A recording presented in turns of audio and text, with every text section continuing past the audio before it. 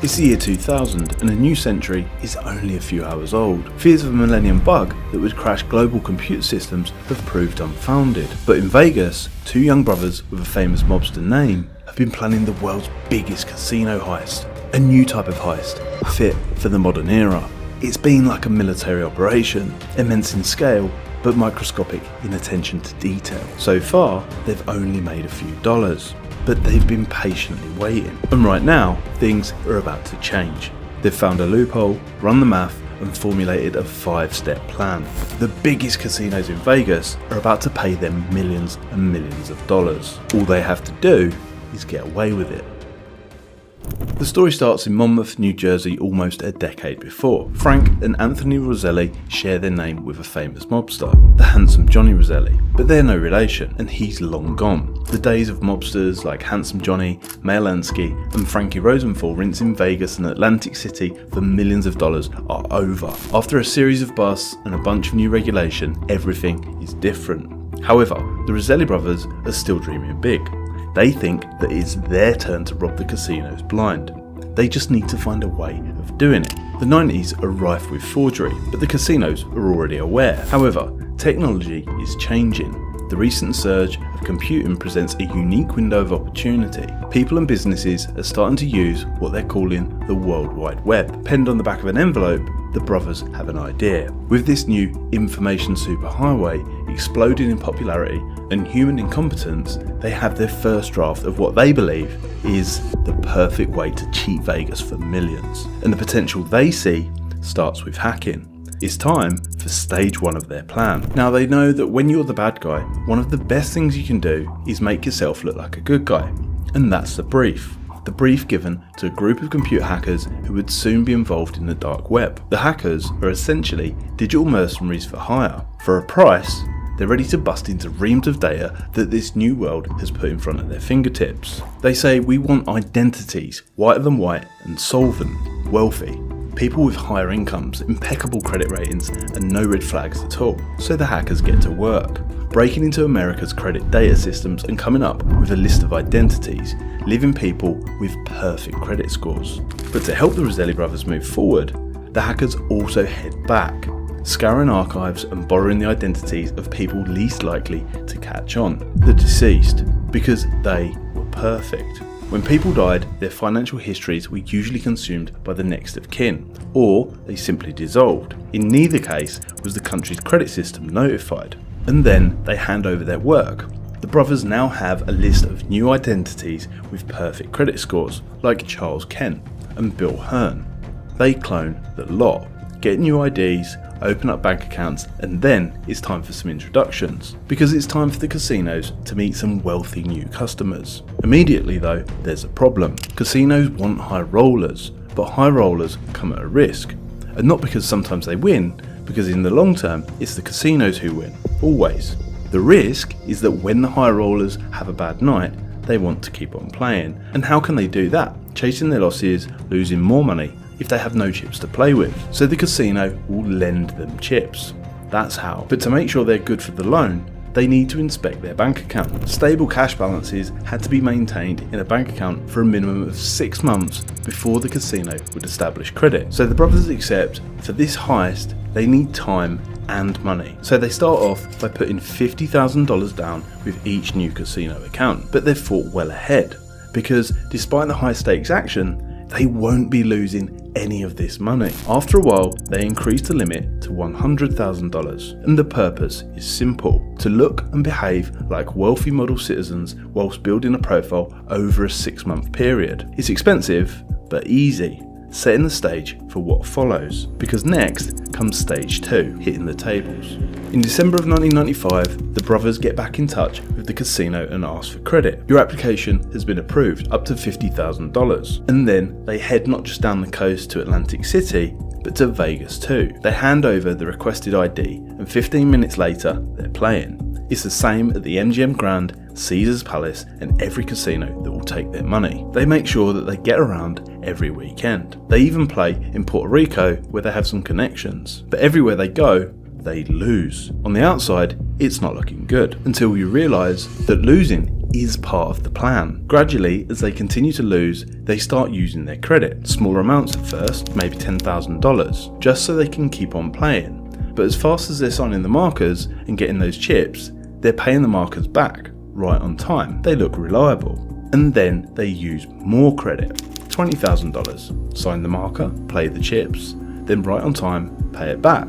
Then $50,000. The brothers, under their various fake identities, are becoming really high rollers, getting all of the freebies. The champagne, the limos, penthouse suites, the lot. Now the casinos like to know their valued customers, like Charles Kent and Bill Hearn, so they might start digging. But if they do, it will all check out. All their main aliases are registered at real penthouse addresses, Fort Lee for Kent and Edgewater for Hearn. And they use an answering service, so if you call, a personal assistant will take your message. They even set up companies, JD's Global and Worldwide Western, with offices, a secretary, subscriptions and everything. International investment consultants, Kent in the Fort Lee office and Hearn in Manhattan. But the casinos don't call. Why would they? The debts always get paid off. It's all going according to plan. Except they're still not making money yet. They should be down big, hundreds of thousands of dollars. And to the untrained eye, it looks that way. But things are not what they seem. The main games the brothers are playing are Baccarat and Craps. And they've chosen them for a reason. They both enable offset betting. Here's how it works. Baccarat is a card game where players can bet on whether the player or banker's hand will have a value closest to 9. These odds are close to even, and the brothers exploit this by having 2 players in the same game. So whilst Charles Kent would be betting on one outcome, for example the player, Bill Hearn or someone else from their crew using another false identity would be playing the same table, betting a similar amount on the opposite outcome, i.e. the banker. And in the same way, Craps is a dice game where the brothers use 2 players to bet on opposite outcomes. This offset betting means they can secretly cover their losses, because if Charles Kent loses money across an evening, Bill Hearn will be winning a similar amount, all the while maintaining an appearance of high stakes gambling. And to make sure any winnings don't attract attention, those chips are cashed out in small amounts. Less than $10,000 avoids IRS reporting requirements. Less than $2,500 avoids questions from the casino tellers. Everything is designed to stay under the radar. And for 5 whole years, the brothers keep going. The operation gets bigger and more elaborate. Their crew grows. They keep playing, making losses and building credit. The $50,000 casino credit lines soon become $100,000, then $200,000. Then $500,000, and even $1 million in some of the classiest casino mega resorts. But always they're paying it straight back and winning similar amounts to cover their costs. Everything is scheduled, times, places, identities, disguises, so no pit boss or dealer ever spots the actors playing different roles. Many of them don't even understand the wider plan themselves. It's a huge network operation with constant pressure to stay professional, which is not easy when you're living like a high roller, and still they aren't making any real money. It's coming though. The brothers are waiting and waiting because their patience directly affects how much they'll take. And finally, when 1999 becomes the year 2000, it's time. It's January 1st, 2000. With all the partying, it's one of the busiest times in the casino calendar. Everyone is looking in 100 different directions, and better still, this year is the millennium. It's even bigger. The whole world is distracted.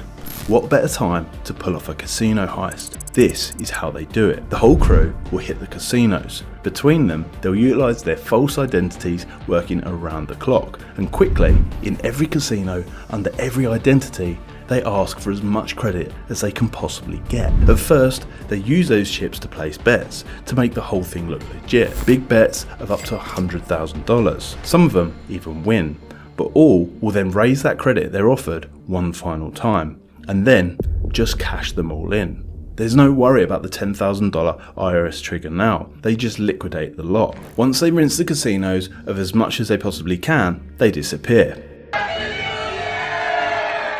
In the months that follow, it takes the FBI a considerable amount of time to work out how much they've taken. You see, the casinos chase them for the repayments as usual, and because they've built those fake lives, there is evidence. But what happens next is the final part of the plan, because the brothers know that when chasing unpaid markers, the casinos don't move fast.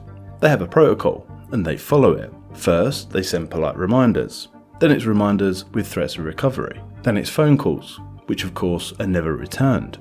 And by the time the casinos run out of ideas, compare notes and realise something's up, the IRS have got involved too. Before they know it, 6 months has passed. 6 months to disappear and leave no trace. And only then, in June of 2000, do the casinos contact the FBI. Top of the most wanted go the Roselli brothers. Quickly, the FBI trace everything back to them. But of course, they soon find out. The Roselli brothers have been dead for years. They were stolen identities too. The trail leads to even more dead people or to the innocent living. People whose lives have been cloned who are now asked to pay back hundreds of thousands of dollars they did not spend. The Roselli brothers, or rather the team of fraudsters who worked together and became the legendary Roselli brothers, are never identified and never found. They disappear in a puff of smoke. The casinos have no way of recovering the $37 million that they've taken. They don't like to lose, so it's not a story that they talk about, ever. They do change though, they have to. The Roselli brothers' casino scam serves as a cautionary tale for the gambling industry. They start using more advanced software to perform rigorous ID checks. Surveillance systems are upgraded with better cameras and analytics, and staff receive training to detect fraudulent behaviour. Financial monitoring is intensified too, setting even lower reporting thresholds and collaborating with law enforcement is improved. Still though, whoever they are, the Roselli brothers remain free, living off the biggest casino heist in history. Thanks for watching, please subscribe.